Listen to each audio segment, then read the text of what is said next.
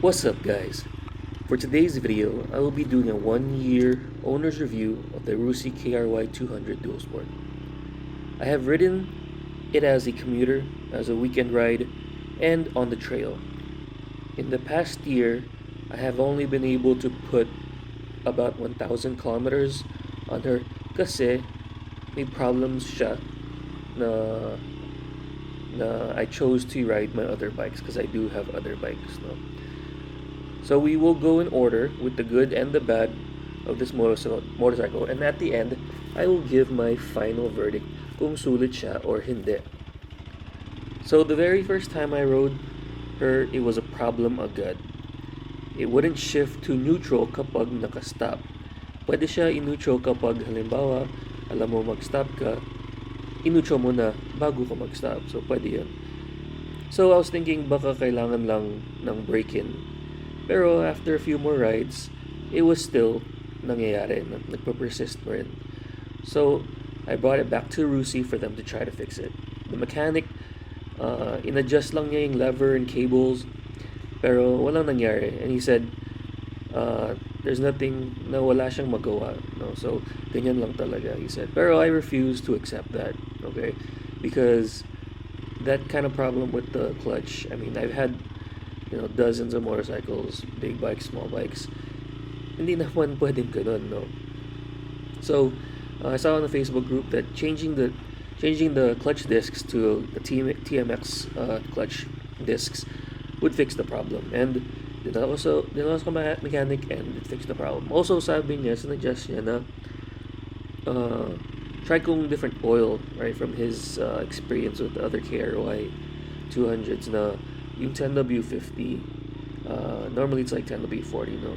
So try going 10W50, which helped with the heat, right? Kasi kapag mainit, yung friction zone, bababa siya, right? Dahil nga mainit. Pero the 10W50 kind of helped it with the heat. So di nag-change yung sa clutch feel. So yun. Next, ito yung talagang reason why hindi siya madaming konti lang yung kilometers, yung odometer niya. Because the clutch is very hard, which makes it terrible in traffic. Kaya I stopped using it for commuting. Kasi sumasakit yung kamay ko sa traffic. I tried an extender that made shifting rough. Then I tried an adapter sa may lever, pero it barely helped. It did help a little bit, pero hindi ko siya gusto. Then I got some advice from a mechanic, which I will try one of these days. Sabi niya there are just two options. Change 3 of the 6 clutch springs to XRM clutch springs. Okay? Or, pwede din i-cut off yung isang coil on every spring. So, basically, you're making the springs lighter, so making the clutch pull lighter. Hindi ko pa na-try. I wanna, maybe try to get used to it, or maybe mag-soften siya eventually. The clutch springs will get softer. So, I'll try it maybe next year if it's still a problem. No? On the trail, it's not really a big deal because hindi ako palaging nag-clutch. Pero in traffic talaga, mahirap siya. So then lately I've had some problems with the carburetor.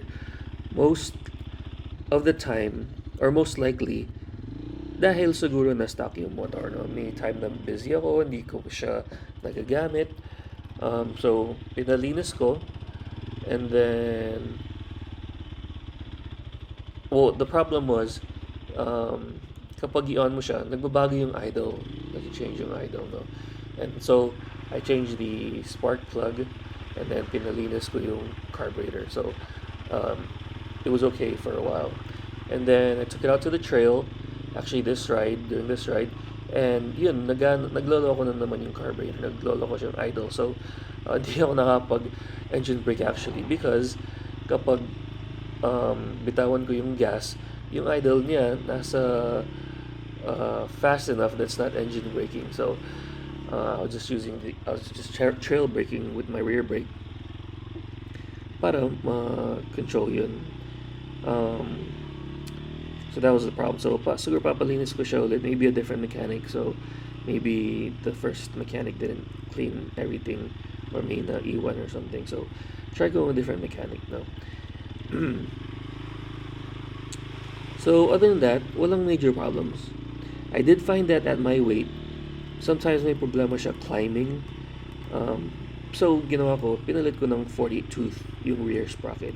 And in this ride, when I first tried the 40 tooth rear sprocket, yes, it was everything was super easy to climb over. I didn't have any fears that hindi niya ako maakyat sa mga climbs. So, very good yung 48 tooth rear sprocket. Hindi ako nag 51 sprocket, just because the 48 already made me too slow on the road, because I still need to go on the road to get to the trails, you know. So 48 is good for me. It gives me enough oomph to get up those hills at my weight, which is 110 kilos. So I think the 48 is good. By the way, the rear sprocket is a XR200 rear sprocket. Okay, I just bought it on Lazada. So, what is the best thing about this motorcycle? So the best thing was it cost brand new 71,000 pesos, which included 3 years of registration. Okay, so basically very cheap siya compared to other dirt bikes, no, or other dual sports. It's basically the price of an XRM. Okay, so would I buy this again? Honestly, no. Okay, there's one reason. Okay, it's a good bike, pero honestly, no, dahil it's carbureted. And now, alam ko, mas gusto ko ng FI. Kasi, bumili akong carbureted dati because sinasabi nila palagi on the trail, you need a carburetor so you can, fix it on the trail, and at home it's a lot easier to maintain. No, for me, na hindi ako mechanically inclined, although I've done mechanical stuff, not on motorcycles. So, an FI would be basically zero maintenance for me. I just take it to FI cleaning or whatever, pero basically you shouldn't have a problem on the trail, and I shouldn't have to do anything to it at home. So definitely, if I was gonna get another dirt bike, I would get FI. Pero no, so for iba, if you're mechanically inclined, okay, and then you like the price, 71,000 brand new, you can buy it secondhand for like 35-40,000, okay, versus buying a CRF 150L that's 150,000 secondhand. It's maybe 110-120k. So I would want to spend that for me. But if you don't have that money, then yes, buying one for 35,000, very very sulit, very very sulit. Okay, kung kaya yung kaya yung yung carburetor, and then 35,000, very very sulit. Okay naman yung KRY200. Okay, it has standard, everything is like standard about it, pero it's very fine for if you're not like, I don't know, I guess if you're not super hardcore. It's a little heavy, that's another thing. It's a little heavy. So far hasn't been a problem for me, pero everyone says it's a little heavy, and yeah, compared to other bikes, it's pretty heavy. Okay, so but yeah, if you buy it new, or especially if you buy used, super affordable, and that makes it very very solid. Okay, and then most of the parts are from TMX. Like I said, the clutch spring, clutch disc is TMX, clutch spring XRM, the sprocket, and other parts XR200. So it gets its parts from like Honda. Okay, so it's very cheap to maintain, and the parts are cheap. So it's overall a very very sulit bike. It's a very sulit proposition. Okay, is it the best? No, it's heavy. The wheels, by the way, are 16 in the back and 18 in the front, if I'm not mistaken, or 19 in the front. And actually, there's the CRF, the strict dirt bike, that's the non-dual sport. Ganyan din yung wheels, So, but keep that in mind if you want an 1821. It comes with 16, 19 wheels and tires. But like for me, a beginner, it's fine, right? It's fine. Most likely I won't change them until I have to. So if I have to change the tires, then I'll probably change the tires and the rims, and then I could still always sell the rims and tires that's stock. Yeah. Okay. Thanks for watching, guys. I hope you liked the video.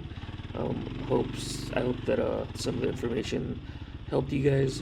And this is of me writing the other day through Angeles, Porak, and then we finished off Breakfast and Clark. So I did fine. It's definitely more of a problem with the rider and not the motorcycle. Like with the soft sand and the climbs, it's or in the descents, it's definitely the rider's limitations and not the bike. So the bike can handle a lot. Okay, thank you for watching.